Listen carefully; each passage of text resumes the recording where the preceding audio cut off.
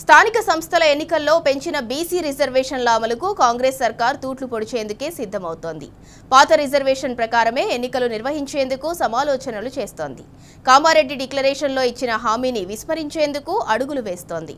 మొత్తంగా బీసీలను దోకా చేసే దిశగా కాంగ్రెస్ సర్కార్ కుయుక్తులు పన్నుతోంది.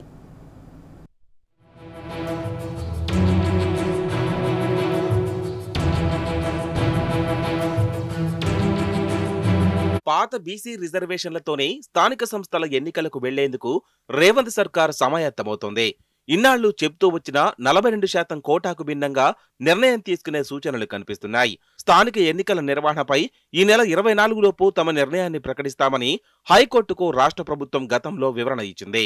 అలాగనే తన నిర్ణయాన్ని ప్రకటించాల్సిన అనివార్యత ఏర్పడింది. ఈలోపే ఎన్నికల షెడ్యూల్ కూడా ప్రకటించే అవకాశాలు ఉన్నట్లు ప్రచారం జరుగుతోంది. 2 రోజుల్లో కేబినెట్ భేటీ నిర్వహించాలని సర్కారు నిర్ణయించినట్టు తెలిసింది. మంత్రివర్గ సమావేశంలో ఎన్నికల నిర్వహణ అంశంపై చర్చించి పాత రిజర్వేషన్ ప్రకారమే ముందుకెళ్తేనే నిర్ణయాన్ని ప్రకటిస్తుందని ఇప్పటికే కాంగ్రెస్ పెద్దలు ఒక నిర్ణయానికి వచ్చినట్లు సమాచారం.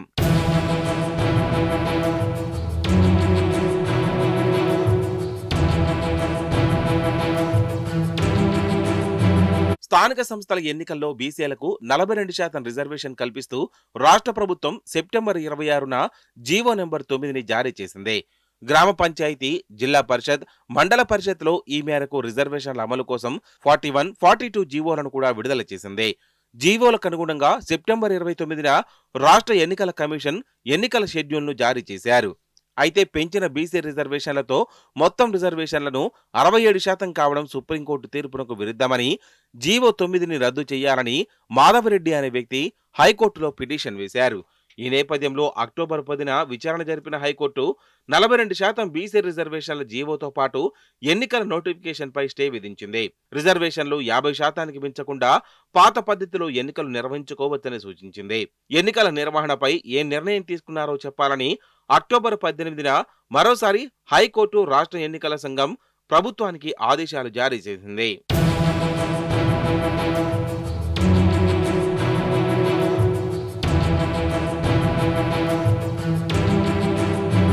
నవంబర్ 3న జరిగిన హైకోర్టు విచారణలో ఎన్నికలు నిర్వహించేందుకు సిద్ధంగా ఉన్నామని ఎస్ఈసీ ప్రకటించింది.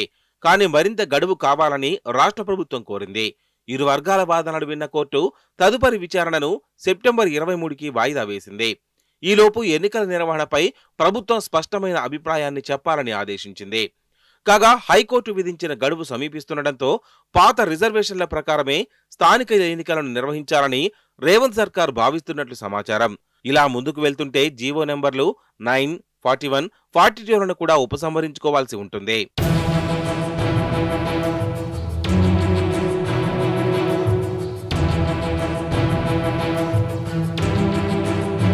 మరోవైపు బీసీలకు 42% రిజర్వేషన్ కల్పించిన తర్వాతే ఎన్నికలకు వెళ్లాలని మాజీ మంత్రి గంగుల కమలాకర్ స్పష్టం చేశారు.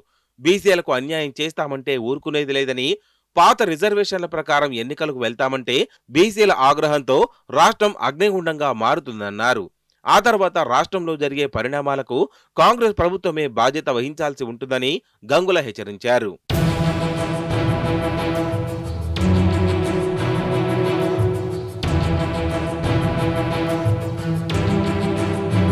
కాంగ్రెస్ పార్టీ బీసీ డిక్లరేషన్ ప్రకటించి మోసం చేసిందని బీసీ సంఘాలు బగ్గుమంటున్నాయి. కేంద్ర ప్రభుత్వంపై ఒత్తిడి తెచ్చి తమిళనాడు తరహాలో రిజర్వేషన్లు సాధించే అవకాశమున్నా రేవంత్ సర్కార్ ఆ దిశగా ఎలాంటి ప్రయత్నం చేయలేదని ఫైర్ అవుతున్నారు. కామారెడ్డి బీసీ డిక్లరేషన్ ప్రకారం 42% బీసీ రిజర్వేషన్ కల్పించాల్సిందేనని తేల్చి చెప్తున్నారు. బీసీ డిక్లరేషన్ ప్రకటించిన కామారెడ్డి గడ్డపైనే బీసీ ఆక్రోశ సభ నిర్వహించి ప్రభుత్వానికి సత్తా చూపిస్తామని రిటైర్డ్ జస్టిస్ బీసీ ఆక్రోశ సభ ఆహ్వాన సంఘం చైర్మన్ ఈశ్వరయ్య హెచ్చరించారు. సోమాజిగూడ ప్రెస్ క్లబ్లో ఈ నెల 15న కామారెడ్డిలో నిర్వహించనున్న బీసీ ఆక్రోశ సభ బ్రోచర్ను ఈ సంఘం కార్యవర్గంతో కలిసి ఆవిష్కరించారు.